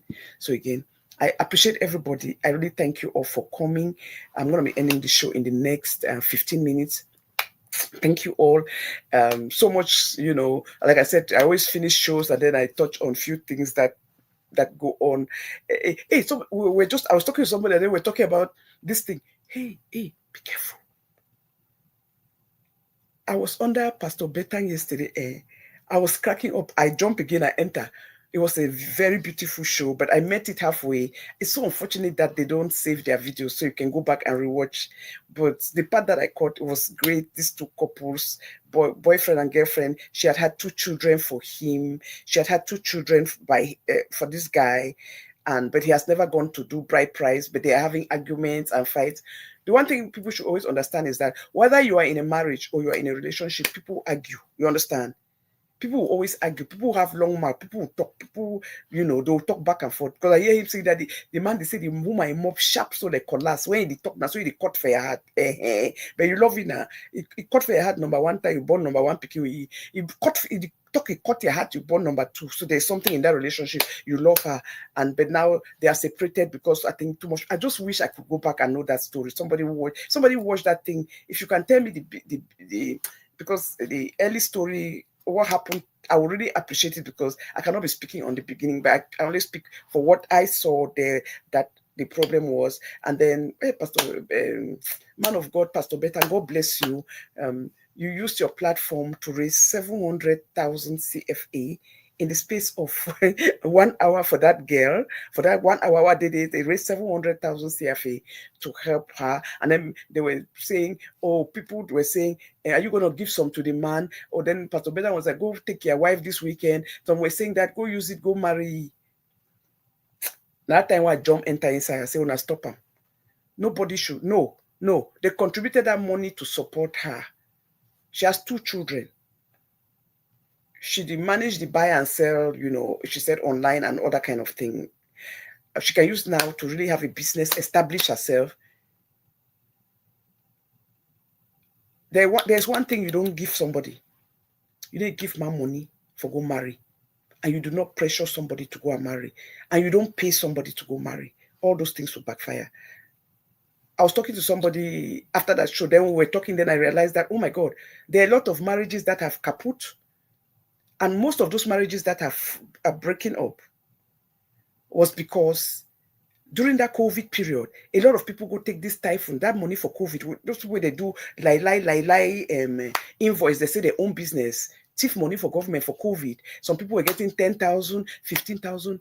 There were a lot of people who did proposal at that time.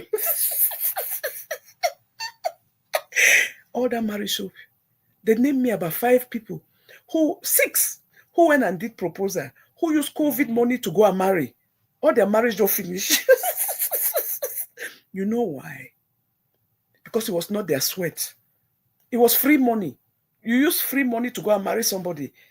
There was no commitment to it, because if your money will work when you work so sweat, they can go pay dowry for woman. Now because you love that woman from the bottom of your heart. That's why you made that sacrifice. You work, you save your money way for use them for your own mommy and papa, your sister them. You take go marry woman. You must value that treasure. That's a treasure. So all COVID married and so now so they did wepe. Now so they did wepe. Because everybody who was in love that time just to say, hey, they just go show money, buy Togo them.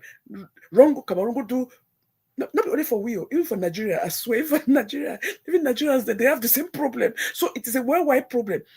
They just go by, just send money, do big traditional marriage, even when you are not present. They send video them. That's all that they flash them for media. Country marry. It was not their money. Paula Sumba, it is well, my dear. A lot of COVID marriages don't be destroyed because it was not their money. People use COVID money. All those fake people who file take 20,000 a year for COVID when they don't own business, 15,000 a year. So it was just easy. The one just to say, bride price now 1.5, they send 1.5. And take this other 2 million, take this other 1 million for the celebration. You didn't say, hey, God don't give me correct money, 1 million only for buy, chop and drink. 1.5 million just for my clothes. You don't know, see, never be money. All that marriage, they're all finished.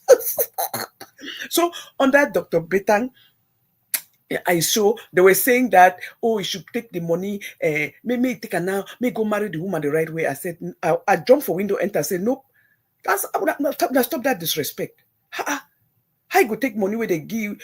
So the community care for kind, so you don't follow the woman for 2 years, for how many years, whatever years, I don't even know. As I said, I was not watching the beginning. For how many years he's been going out with this woman? They have 2 beautiful children. He never went to do bride price. So now community now go can't because they came to hear their story. Then the community go pay me, go marry. Now stop that thing. No. There are certain things that you don't do. You don't use free money to buy. Dowry is one of them. Dowry supposed to come now from you or your parents. Because your parents, they support their picking for go marry. Not from streets, from people you don't know on the street because they gave you a gift. You didn't use that kind of money for go dowry woman. No. And you do not tell somebody when to go marry somebody. Just because you have given me a gift or helped me does not mean that you have to tell me how to use it. You can advise me, but you should not be disappointed or be having expectation how I'm supposed to use that money. But I know for sure the one thing is to invest that money, mama, in your business. Then they were like, oh, how much are you going to give the man? Have you people not been listening to me? Let me tell you one thing. That stop putting people at the spot. When a woman loves a man, and when a man, let me start this, no, let me go back first. When a man respects his wife or girlfriend and show them love, you don't have to ask her for nothing. Now, I ain't going to take the money to give you. All you have to do is have love for your wife, respect her, show her, appreciate her, celebrate her. The rest is history. You don't have to ask her. She will be seeing that you are going through something. Now you go to say, hey, money there for account. What are you doing? You have this project. Please go move the money to her. You will not have to ask her. Men, I'm talking to you people. Listen to me. Listen to me and listen to me well. Love your woman. Respect her. Celebrate her. Acknowledge her. Support her. Elevate her. The rest is history. Everything she owns is yours. You don't need to go to fight. Hey, I need joint account. You must do this. You must joint account. I want your money made it pass through me. My dear, whether your money pass through you or be in the same account than you have access to her account. You have access to everything she has. That is how God made us. It's only that you have 1% of just bad, wicked soul. Less than 1%, I would say, of women. Mostly the way God made us. A way through a woman's heart. It's through love and respect. When you love, you respect your woman. And then you celebrate your woman. You know the hide. Because there are a lot of, some of you hide. You don't want people to even know you're married. You don't even want to talk about your wife in public. You don't even acknowledge her in public because you are living triple and double lives. When a woman knows that she's loved and celebrated, you don't have to ask her for money or for help when you need help. Her account is your account. She will just see what you're going through. Say, hey, that project where you get for where you do now. Honey, some money there for you or some money. Please take this one Adam for day. You don't have to ask her. Someone I know they insult women them all the time. I felt so insulted when they were saying how much you'll give a man now. Is it a transaction? Don't they make marriage too much to be transaction? There's no love anymore. There's no sacrifices anymore. There's not going out of your people's way anymore. Now it's all about, transactional. It's like buying. Why much I go buying for him to be with you? Give him money, may be with you. Now stop him. Show love, respect your wife. Men, make the move. Except you marry a witch or wicked woman. Women, the way God make us, you own everything she has. And that is the truth. You don't have to stress yourself. And that is just the truth. Yeah. Absolutely. So, because that's one thing nobody should pay for. Nobody should pay your bride price. Nobody should support you except your papa and your mommy. Now, papa and mommy, they support their pikin when they go marry a woman. Because you know, say they do an from a place of blessing, from a place of respect, from a place of love. Any other person, you don't need them to, when it comes to financially go to pay dowry, careful come from you. Do the right thing. So again, she got that 700,000, 760,000. Amazing. She can really set up a good business, take support a whole family there. If the man chooses to go marry, fine. If I be you for this time now, don't give that man no money. Put her for business, more than the use and all. He get for go find his own sweat, can marry you. That money, no community, that kind of marriage where someone they take money with a dash for road by total stranger for go marry woman, not be fighting. Yes, it's not good. And plus, because you came and told them your problem and your marital problem, it looks like they pressured him to come and marry you. Nobody should marry under pressure. Do it because it's the right thing to do. Because you look around and you saw now this woman the only day for a heart. Yes. and do it because it's the right thing to do. And family, stay away from your children's choices.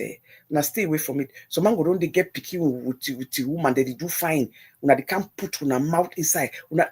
Some of you family members are horrible. Some of you even come and tell them, hey, no worry, let the woman go, let the woman go. I will help you pay child support. Una they craze for una heads.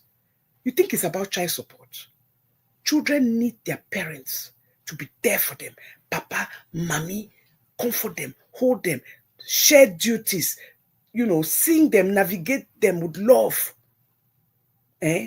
Doing division of labor with love amongst them. Saying, no worry, may go, we'll pay child support, we'll help you pay. They'll promise you this when time comes, all their relatives, they don't help you pay no child support. That is how wicked some in-laws are. They just say that because they want to control your marriage. But go inside their own marriage, go look inside their marriage. They don't have a voice, but they want to come have a voice in your own marriage. When they cannot even speak. Your sisters, your brothers, your sisters cannot speak, make so for their own marriage, they chop shit. They take all that. Their own money, some of them, their own marriage, that's so they abuse even their husbands and their partners. But inside a marriage, they come, the one can control and tell you when your wife get for talk, when you don't get for talk, when you get for cook, when you get for eat. Then at the end, they'll tell you, say, hey, may go. Oh, no worry. Now 5 picking and 4 picking, they will help you pay child support. They lie. Don't listen to them. Don't listen to them. Follow your heart.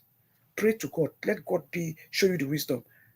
That's why they say you leave your family to form your own. Sometimes families are so selfish. They see that when you leave them and go make another family, you marry a wife, and which is normal. You have to focus on your family. That's life. You may not be giving them like you used to. So they stifle it. They don't want your children to benefit. They are punishing your children and you don't see it. You think that they love you. Then you are there giving them money to take care of themselves and their children while your own children are suffering. And then you did it, check, say, my sister like me, they protect me. Now they are using you. Be wise. They are not there. They are there to use you. Be very wise. Yes. Don't give up your relationship because your relatives, they tell you, say, no worry for the child support any month. May even go sue for child support. Will help you pay? They lie. When that time comes, that now all promises. You know, go see them. They'll start tell you how their own bills plenty pass their own. Don't give up your relationship based on family pressure and stress, please. As long as you do you for house, you and your woman, they get along fine, you're picking them, they get along fine. That's what matters. Don't listen to family pressure. A lot of them see the tendency, say, you are taking care of your family well, and because you don't cut down the way you give them money, because you get your own family now, they are jealous, and what they want to do is destroy you. Be very wise. That is just the truth. So we're ending this show now. Before I end the show, I want to tell you something that, me, I always answer my call. Somebody said, Grandma say, Grandma Bree say they talk, say house no be own. No be nine this. Grandma Bree, what you do yesterday so? Stop it. You see, this one not if you're corner again. Me, I no go agree, I no go agree. Stop it. What you sure you do food and service? I don't think so. You wear gloves to prepare food. You don't wear gloves when you are cooking the food. Grandma Brie appeared yesterday. Grandma Brie appeared yesterday. You don't go make sure. Grandma Brie, they say, they talk, no, they talk, say, no, in my house this, no, in my kitchen this, then I mean, they say, Grandma Brie, they talk, so he cook. Grandma Brie has gloves on. Grandma Brie, they use the same gloves, mixed in them, do all things, go open fridge, take a wipe counter with gloves. You no change.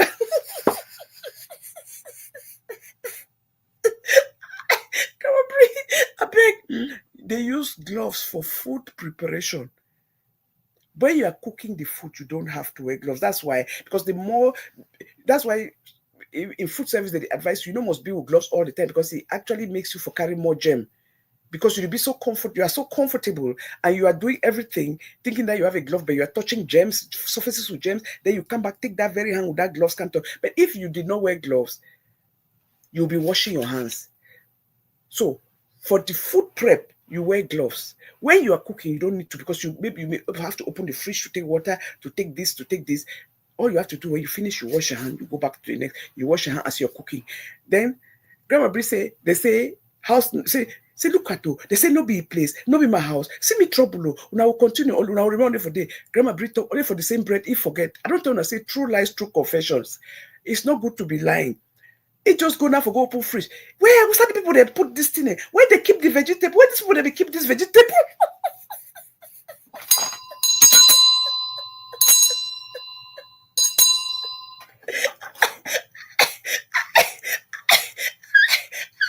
Come on, stop. I'll tell you stop for the talk. Stop justifying. Now you say they say house not be your own, kitchen not be your own. Only for you, you forget. Under stress. Oh, you didn't define things. They say, where who's that they keep their thing? Who's that they keep their vegetable grandma brie? Now because you work for people, you stay with people. Stop it. You did make meals, they're not dead, you did make their job. Stop it. Now you know where they keep some things them. You do wonder, my dear.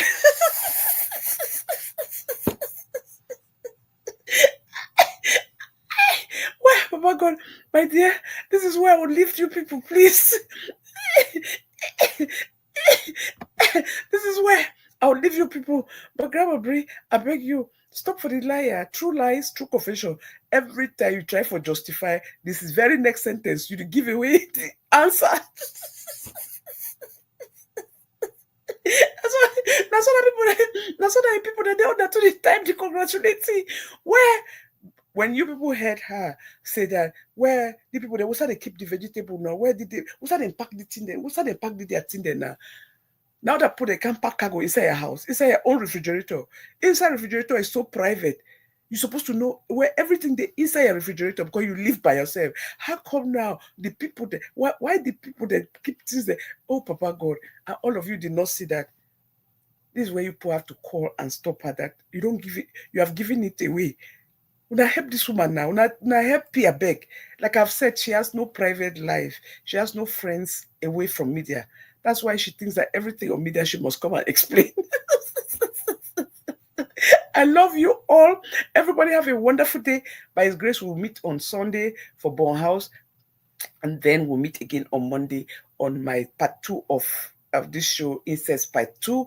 Please, if you watch this show, like, share, subscribe. If you have questions, come on part 2 and let's talk. She's gonna be watching, she's watching, so we can help her. If talking is first step of healing, but I just know that there are professionals who watch my show. Please call on that show on Monday or leave a message on comment section. But it would be nice to call and talk through on the phone and give her the advice that you think. Because, like I said, I was perplexed when you see me. All I did was say prayer and send prayers because this is beyond my field of expertise. I need experts to help her. At this stage, it is real. It is not a joke. To go through all this and then lose your father, the man who was supposed to protect, love, celebrate you, who ended up destroying you, taking away your serenity, taking away your innocence, and violating you, and then ended up Kwara without you venting to him what the disappointment. It can be the worst kind of pain to go through because she never had the opportunity to confront him and tell him what his actions had done to her. You can only imagine where this girl is, where this our daughter is. So please join me on Monday for part 2 of the story. God bless you all. Thank you all so much. Enjoy the rest of the day. Have a marvelous, and a wonderful weekend as you exit this show. So again, like we'll see part 2, Incest part 2 comes in on Monday. What kind of relationship do you have with your child? What kind of relationship are you having with your children? Love them, please. Love them like a father should love a child, a mother should love a child, not in a condescending way. That's a line that none of us should cross. Again, I appreciate you all. I thank you all. Like we are closing, please, again, go to Maverick. She is on TikTok. That's our sister Ahoni Love. She has wonderful, beautiful cabas. She even has beautiful things that she sells. Sandals, summer stuff. Please, let's go and patronize her. Every show I will try to put up some of her things so you people can see them. So let's support our own and see how God will continue to elevate us. God bless you all. Oh, thank you. Let me watch this wonderful show from the beginning. God bless you. Paula, Zumba, and Gossip TV. Please, if you are watching this for the first time, go and subscribe to our channel. Just like her name is on Facebook. I think she has a YouTube channel too. I need to subscribe to your YouTube channel. I don't think I've seen your YouTube channel, but I've subscribed to your Facebook page. You had a beautiful show the other day. And then you have it. I think on TikTok, she's Paula's. What's your TikTok name again? What's your TikTok account? I think it's different. But on Facebook and YouTube is Paula, Zumba, and Gossip. I want to be in one of those. Please, when you're doing those your Zumba sessions, that is what I really think it's amazing and appropriate and good for most of us, especially older generation exercises that we can do from home or in our backyard, in our patio. So please, again, Paula the Queen. Her TikTok name is Paula the Queen. Paula the Queen. So follow her so when she comes on, you can see it. So again, I thank you all and I appreciate you all. God bless all of you. Thank you all for being here. We'll see again this weekend. Thank you. And on my next show, God bless you all. Thank you. God bless. Bye-bye, everybody. Bye. Thank you.